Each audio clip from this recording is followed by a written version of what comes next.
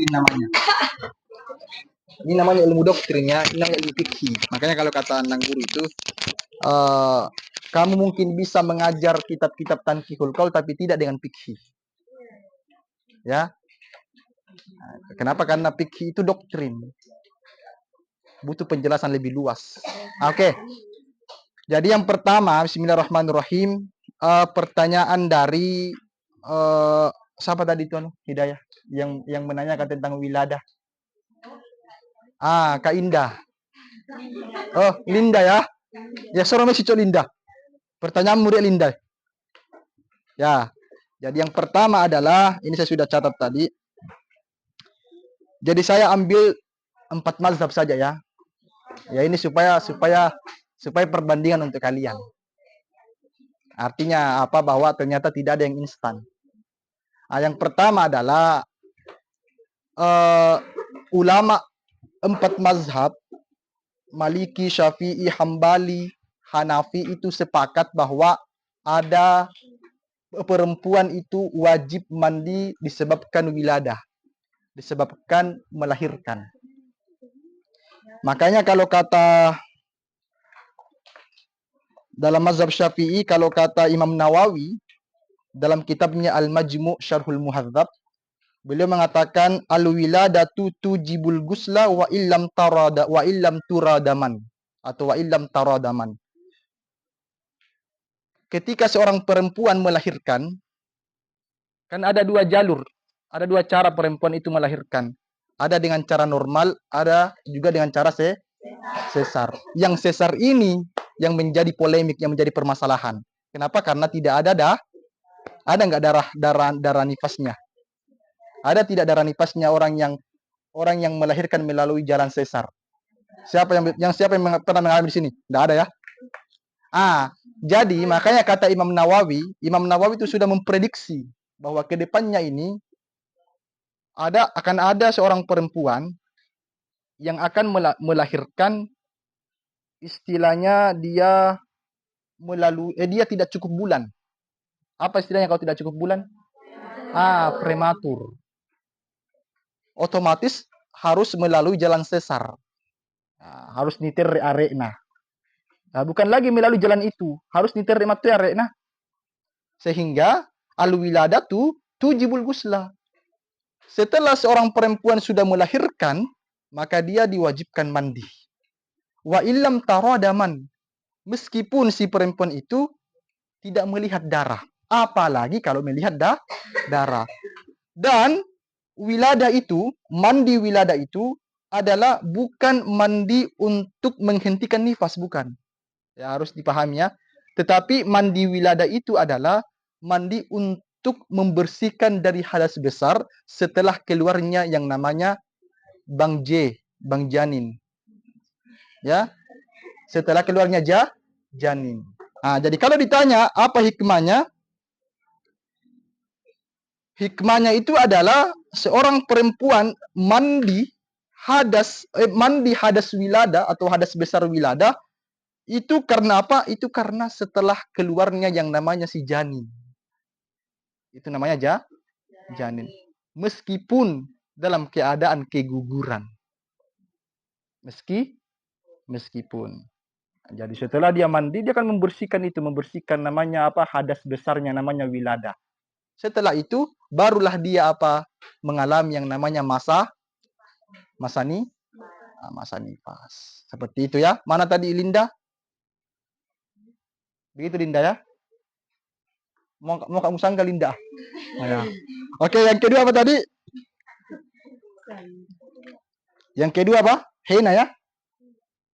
Hena ya tadi. Atau habiskan pertanyaanmu dulu. Apa tadi yang kedua?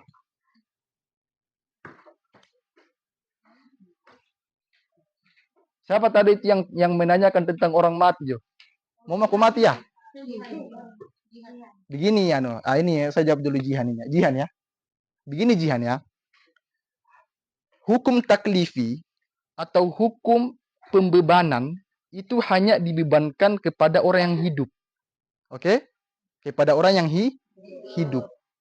Hidup seperti apa? Hidup dalam keadaan beragama Islam sekaligus dia mukallaf. Bukan muallaf ya, mukallaf. Apa itu mukallaf? Seseorang yang sudah balik.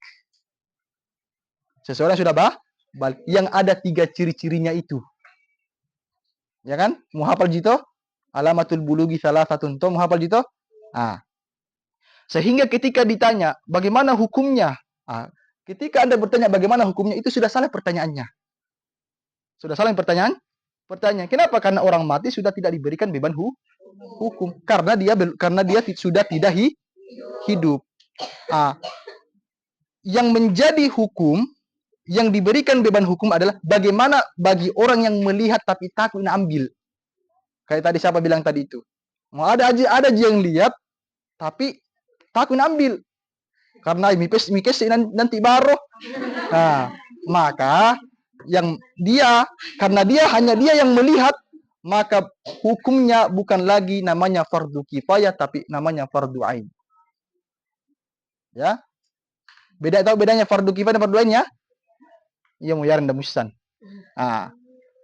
Semisal ada meninggal, yang lihat cuma si Ica. Maka Ica, kamu punya beban hukum. Apa hukumanmu? Haram kok kalau membiarkan saja. Haram kok. Mau aku kipuang. Jangan sampai mitindro ih. Malah tindro tiap otomatis mo. Nah, begitu ya. Oke? Oke. Enggak usah panjang lebar. Mangat tuam. Oh, palanya imita yanu. Oh, palanya imita pondok ya. Lanjut.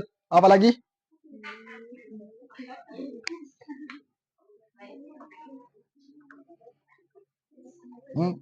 Apa lagi? Cepat ku. Mencepat ya.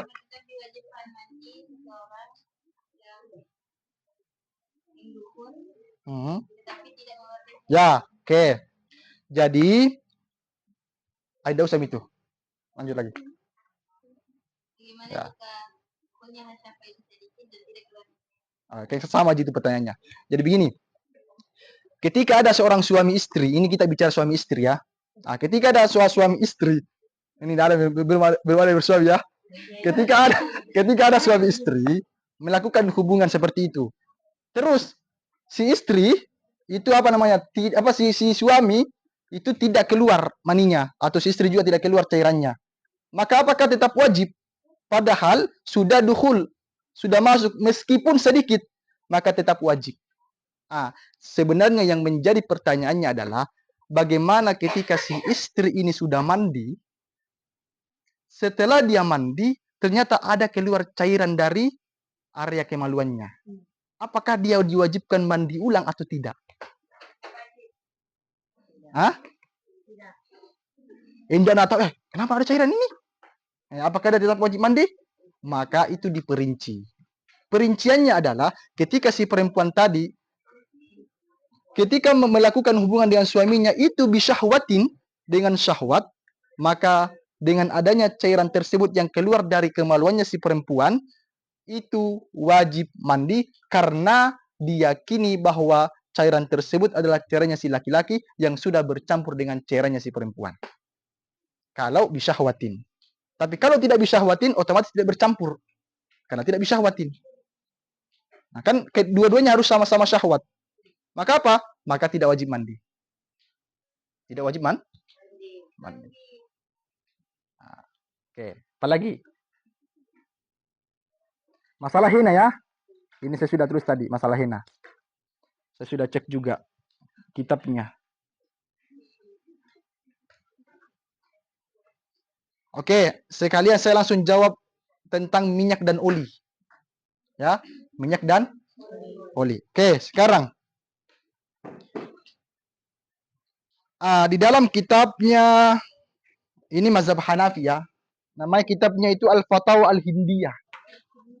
Al-Fatawa Al-Hindiyah juz 1 halaman 4. Baris ya itu.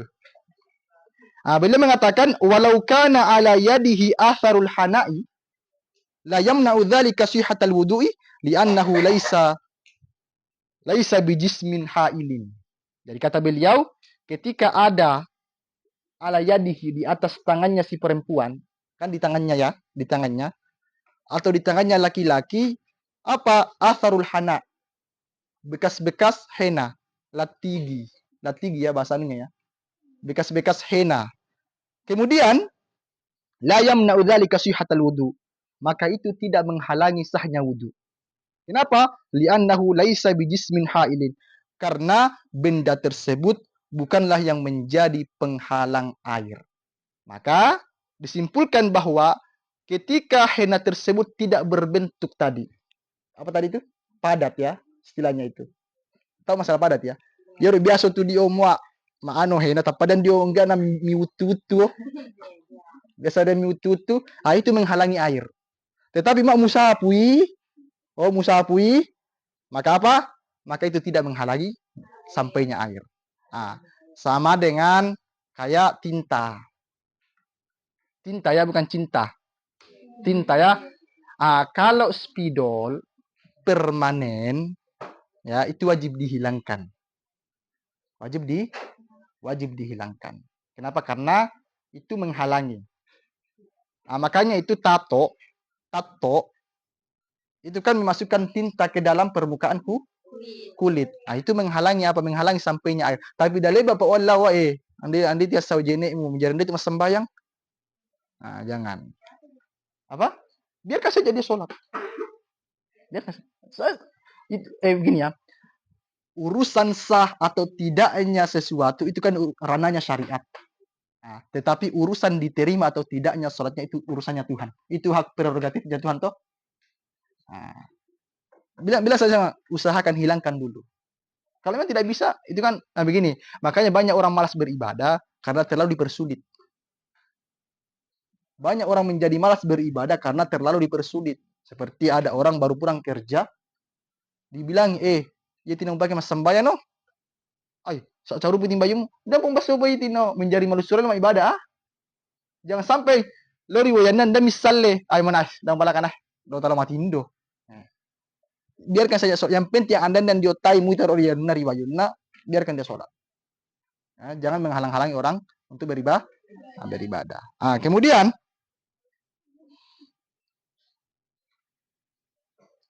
jadi henna yang hanya meninggalkan warna, itu tidak menghalangi sahnya wudu. Ya seperti tadi ya.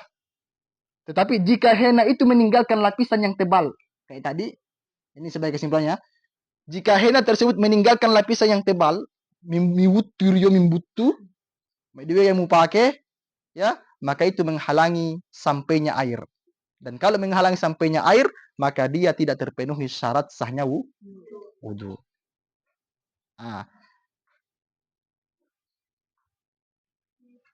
Kemudian untuk tinta pulpen, ini perhatikan ini, yang sering tinta pulpen. Untuk tinta pulpen itu ada dua perincian. Pertama adalah wa amma atharul launi kal hana'i fala yu'athir syai'un minhu fi sihhati taharati. Kalau dalam kitab Al-Majmu' Syarhul Muhadzab, Imam Nawawi mengatakan wa amma atharul launi, adapun bekas warna kal hana'i seperti henna, fala yu'athiru syai'un minhu fi sihhati taharati. Maka tidak berpengaruh sedikit pun terhadap sahnya taharah. Tetap sah wudu. Kalau bekas henna. Ini kalau bagi pengantin masih ada di situ bekas-bekas henanya, silakan berwudu. Yang penting tidak ada di situ yang menggumpal. Dia tidak ada yang menggumpal. Kemudian tinta pulpen yang meresap. Maksudnya meresap apa? Atau tinta pulpen yang sulit dihilangkan. Ya, atau sulit dihapus warnanya. Maparri dia punya maparri ini Pak Daye. Tetapi tinta pulpen tersebut itu tidak menebal. Dia mombang. Kan dia biasa na curi-curi di sana dia menjadi mombang. Ini tidak satu garis, satu garis saja. Maka apa? Maka itu tidak menghalangi sahnya wudu. Tetap sah wudu.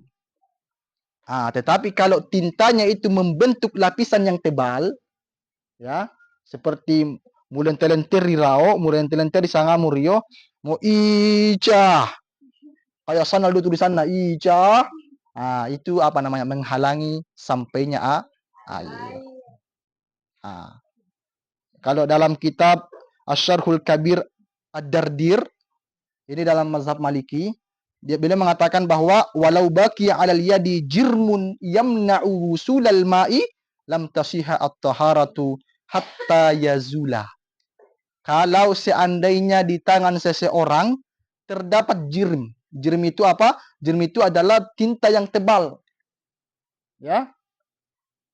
Dan itu yamna'u wusulal ma'i, dan itu dapat menghalangi sampainya air. Bisa menghalangi sampainya air. Kenapa, Mi?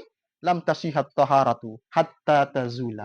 Maka tidak sah wudumu sampai kamu hilangkan terlebih dahulu. Apalagi? Siapa tadi bertanya itu? Siapa? Musdalifah, mana Musdalifah? Oh, Abdaliyah. Siapa? Mana Abdaliyah? Mana Abdaliyah? Cuma angkat tangan kowe. Sama sulitnya 5 muah. Ya.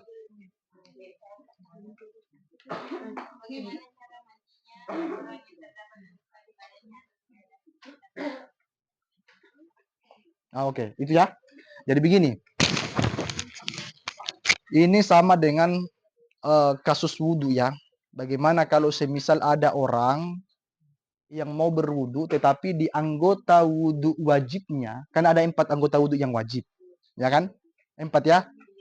4 toh? Ternyata terdapat di situ luka. Lukanya itu ternyata diperban atau di apa namanya? Disamboi. Atau ditaker, tahu ditaker ya? Nah, nelawano taring. Ya kan tuh tipa salari to mapelo-pelo muliman na. Semisal toh. Maka bagaimana itu? Jadi kan kalau kasus mandi kan semua anggota wudhu wajib kalau mandi. Jadi yang pertama adalah dia tetap membasuh anggota tubuh yang sehatnya. Anggota tubuh yang, jadi ada 3 cara itu ya, ada 3 cara. Ini kalau di sini mana nih? In kana ala ba'di badanihi jabiratun.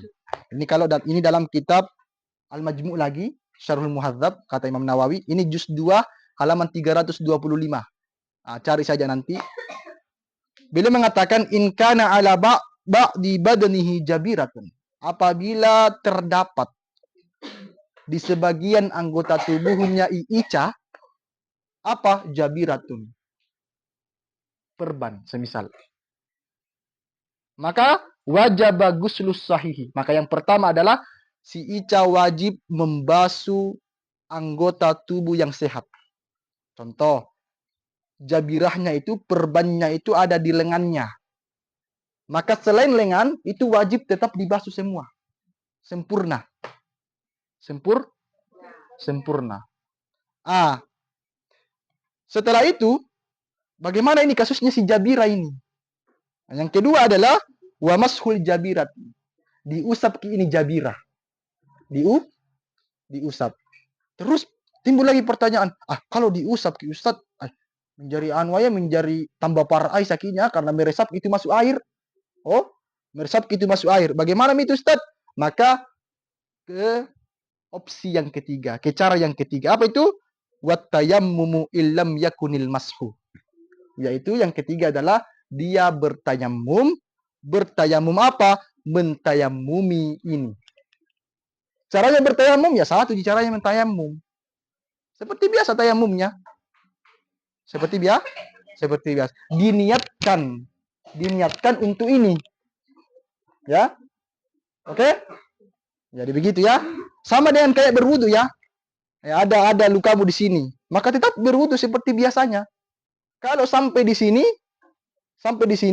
jangan dulu tayamum Jangan tayamum dulu. Tapat tayamum buawe. Sapu dulu. Usap dulu pinggir-pinggirnya. Usap dulu. Setelah itu sempurnakan dulu wudumu sampai kaki. Setelah itu kembali ke tayamum. Kenapa? Karena belum sempurna wudumu.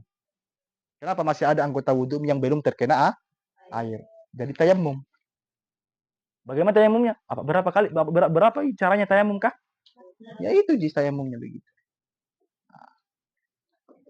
Siapa tadi pertanyaan itu? Mana? Tanganmu segi? Ya. Oke, ada yang mau menyangga tadi itu? Ada yang mau ditanyakan? Tanyakan saja. Tidak apa-apa, tanyakan saja. Dapat karena mangat tu mau menjadi anda metule. Kamu mangat tu beteri rahmi. Hah? Apa itu? Tertib apa? Tidak. Selesaikan dulu wudukmu. Baru tayamum.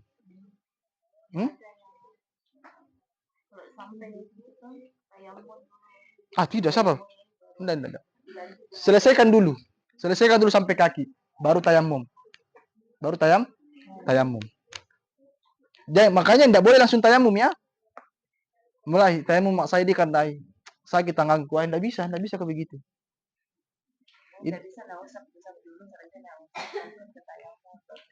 Anda langsung selesaikan dulu kakimu dulu. Itu terlalu ribet. Mau cuci dulu tanganmu dulu, baru mau lanjut lagi. Hah? Udah apa di mana? Oh, mangat tuh ya. Mana? Apa?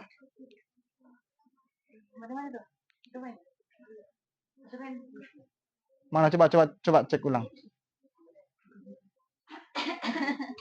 Oke. Jadi begitu ya. Kalau kita ambil opsinya si Ustazah Ros bilang apa tadi? Sudah musapu tanganmu, baru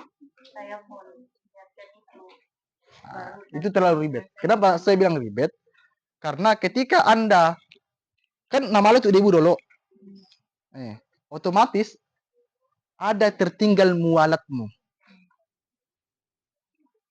Mualat ya, bukan kualat ya, mualat, berkesinambungan. Nah, otomatis ribeti, mana ribeti? Nah, jadi intinya di sini tayamum itu opsi ketiga. Wat tayammumu illam yakunil mashu. Jadi tetap diusap dulu. Kalau semisal Anda mengkhawatirkan bahwa kalau nak kena air Ustad, menjadi tambah parah ini luka ini. Maka tidak usah saja diusap, langsung masuk ke opsi ketiga yaitu tayamum. Dan tayamumnya ini bagaimana kalau mandi tadi? Perhatikan ya, mandoe. Kalau semisal tayamum dulu baru lanjut mandimu. Bagaimana? Tayamum dulu baru dilanjut mandi. Kan semisalnya di tanganmu terdapat luka. Oh, mau ke mandi wajib. Ya. Harusmu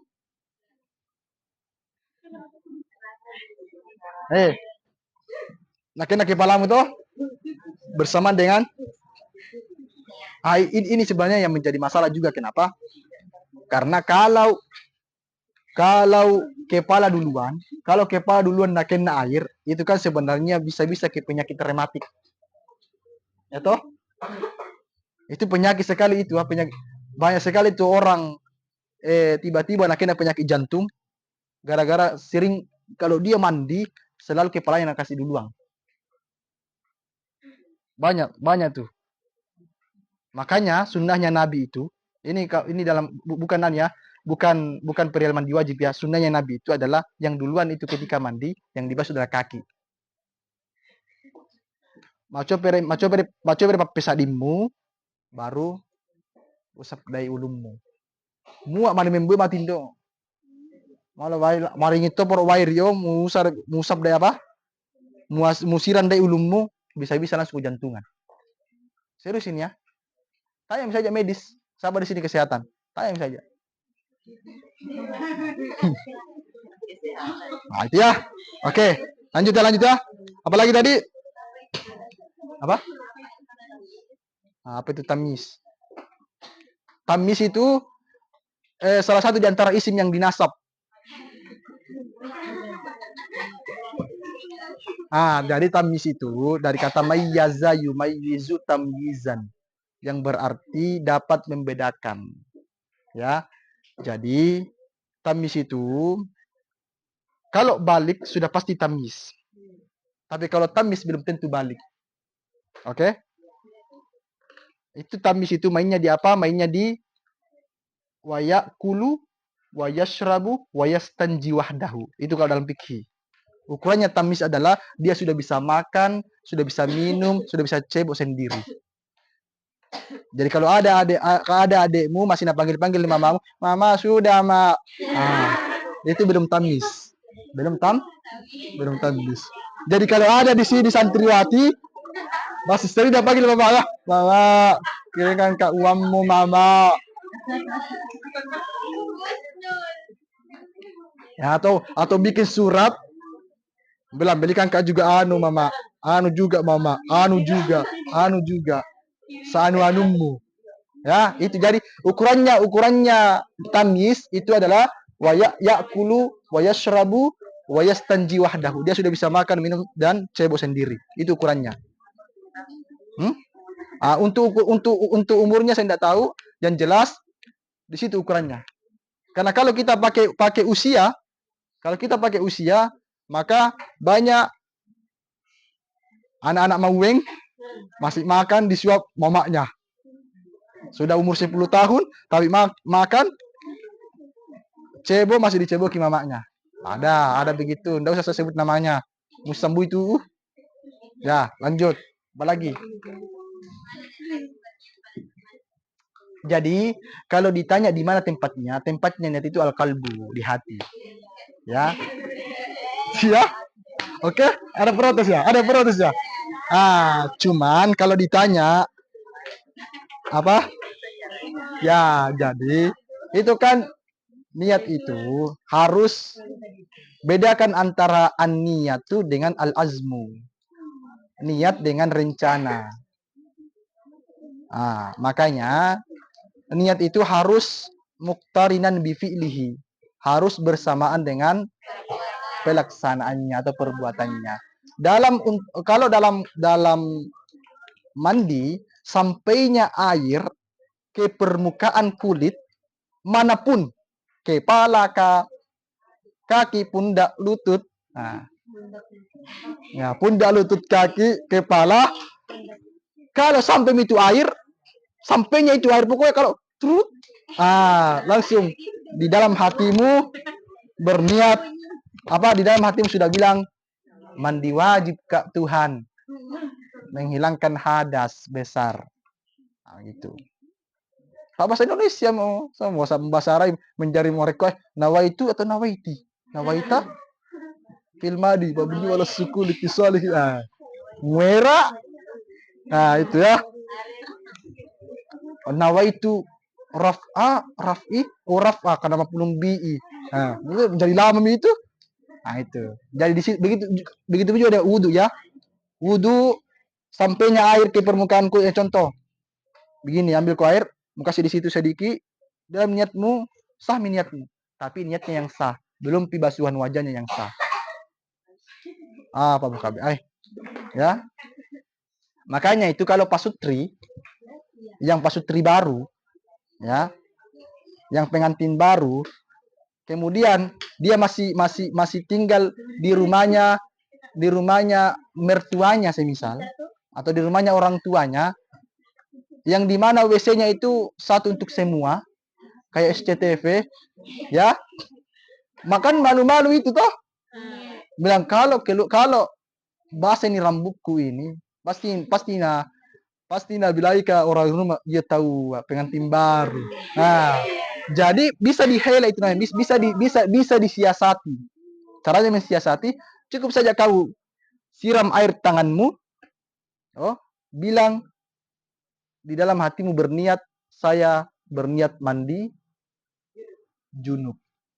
Mandi junub ya, bukan mandi bersih, mandi junub. Saya berniat mandi junub. Nanti bisa bentar baru mau lanjut. Sami itu wudu, sami itu apa? Niatmu. Sudah sah niatnya. Tapi konsekuensinya adalah kalau kamu undur itu, otomatis tidak sholat subuh kok. Ya, kan bangun subuh-subuh ini tahu, masih dingin-dingin ki. Kalau keluar kin kalau sama ki lagi mandi ini, pasti nabi lain ki orang rumah ia tahu. Begitu toh. Bisa begitu. Nanti sebentar baru pagi-pagi sekali baru lanjut mandinya. Enggak usah lagi berniat. Enggak usah lagi berniat. Cukup saja dilanjut masuk ke rukun yang kedua yaitu ta'mimul badani. Meratakan tubuh bilma dengan air. Kan rukunnya wudhu kan hanya ada dua. Rukunnya mandi kan hanya ada dua. Yaitu niat dengan ta'mimul badani bilma. Siapa tadi bertanya itu? Siapa tadi bertanya itu? Nabila. Ada lagi? Pertanyaan tak anu? Tulu bulang? Masih ada? Apa tadi pertanyaannya kah?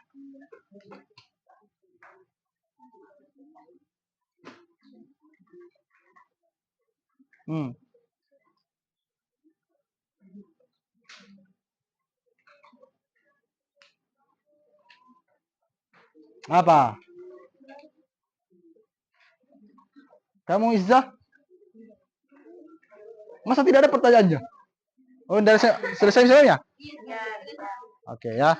Jadi begini, sebagai penutupnya ini penutupnya untuk kalian bahwa fikih itu dia itu berbeda dengan syariat. Ya. Jadi harus kamu bedakan antara syariat dengan fikih. Yang banyak perbedaan pendapat di kalangan ulama itu fikih, bukan syariat. Syariat itu berangkat dari hukum yang sifatnya qat'i, hukum yang sifatnya pasti. Semua ulama sepakat bahwa sholat zuhur itu 4 rakaat, betul? Betul toh? Semua ulama sepakat bahwa sholat subuh itu wajib, betul? Ilala bitori video ya. Betul toh? Tetapi ulama berbeda pendapat bahwa kunut dalam sholat subuh itu sunnah atau tidak. Membaca suratul Fatihah dalam sholat itu adalah rukun sholat. Semua ulama sepakat. Ya kan? Tetapi ulama berbeda pendapat karena itu ranahnya fikih. Apakah bismillah itu bagian dari Fatihah atau tidak? Itu fikih. Sehingga banyak pendapat. Mengusap kepala itu semua ulama sepakat hukumnya wajib. Tetapi apakah yang dimaksud di sini seluruh kepala atau sebagian kepala itu ranahnya fikih. Sehingga ulama berbeda pendapat. Dan perbedaan pendapat di kalangan para ulama itu harus dijadikan sebagai rahmat, bukan perpecahan. Ya, harus dijadikan sebagai rahmat, bukan rahmi. Ya, jangan jadikan perbedaan itu sebagai pembenaranmu untuk merendahkan orang lain. Bilang kenapa tidak makunuk kok? Berarti salah kok. Enggak boleh. Karena fikih itu adalah ruang ijtihad para ulama. Karena ulama itu berbeda-beda dalam melakukan istimbat hukum, melakukan pengambilan hukum. Sehingga ada hukum yang disepakati, ada hukum yang tidak disepakati. Mana itu hukum yang disepakati? Al-Quran. Dasar hukum Al-Quran itu disepakati toh? Hadis disepakati, ijma, kesepakatan para ulama juga disepakati. Hukum analogi atau hukum kias juga disepakati. Tapi ada juga hukum namanya ghairu muttafaq atau hukum mukhtalaf. Hukum yang tidak disepakati. Apa itu? Seperti saddul dzara, maslahah mursalah, istihsan dan sebagainya. Itu ada yang menggunakan, ada yang tidak. Ya. Apalagi al-urf, adat. Nah, ini kenapa saya singgung ini supaya Anda agak terbuka pikirannya memahami fikih. Ya, agak terbuka pikirannya memahami fikih. Kalau kata Gus Baha bahwa fikih itu harus dibaca 2 kali. Harus dibaca 2 kali. Ada pembacaan yang dilakukan dengan membuka konteks dulu, membaca kitab fikhnya Imam Syafi'i dengan membacanya dengan apa? Dengan periodenya Imam Syafi'i atau klasik. Ada juga kita tidak boleh menutup mata bahwa ada namanya membaca kitab fikih yang sifatnya konteks kekinian. Bagaimana hukumnya aborsi, bagaimana hukumnya bayi tabung, bagaimana hukumnya Shopee Pay Later. Ya, itu semua apa konteks kekinian yang tidak ada di zaman dulu. Hukumnya COD bagaimana? Apakah itu tidak masuk kategori riba? Bagaimana hukumnya menjual membeli buket uang? Seolah-olah kita membeli uang dengan uang, ya kan? Atau bagaimana hukumnya just tip? Apa just tip? Jasa titip. Itu sebenarnya konteks kekinian. Dan itu Anda tidak boleh menutup mata di situ. Ya. Anda harus baca itu. Ya. Oke? Ya, artinya pangaitar soda soro. Ya, apalagi kalau yang Mahad Ali. Ya. Berapa orang di sini yang Mahad Ali di sini? 1 orang ya. Harus. Ya. Usahakan masuk Mahad Ali supaya apa? Atau kalau semisal jangan juga bilang mas saya Ustaz, jadi muka saya menjadi baca kitab mas saya. Kalau minatmu memang ada di luar baca kitab, lakukan. Ya, semisal ada di sini yang mau masuk kesehatan. Kan ada kalau begini ya, ada istilah yang namanya integrasi ilmu. Integrasi ilmu adalah mencoba menggabungkan ilmu agama dengan ilmu dunia. Ya, jadi selain kamu paham tentang kitab, kamu juga paham tentang kesehatan. Belum ini penyakitmu ini penyakit aneh nih, dompet kering. Ini obatnya ini uang. Ya, begitu. Oke? Ya, tutup saja. Sama-sama mengantuk, sama-sama redup di mata ata. Jangan kau di situ Belum ya. Tutup saja.